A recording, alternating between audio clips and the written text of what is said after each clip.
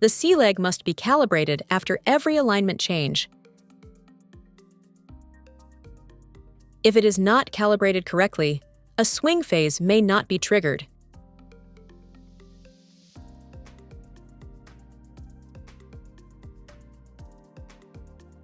For a correct calibration, ensure that the user is standing in a natural, upright position with even weight distribution on both sides.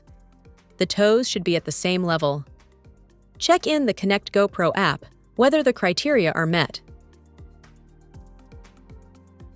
If any remain unmet despite proper posture, the prosthetic alignment should be reviewed. Calibration must be repeated after every alignment change.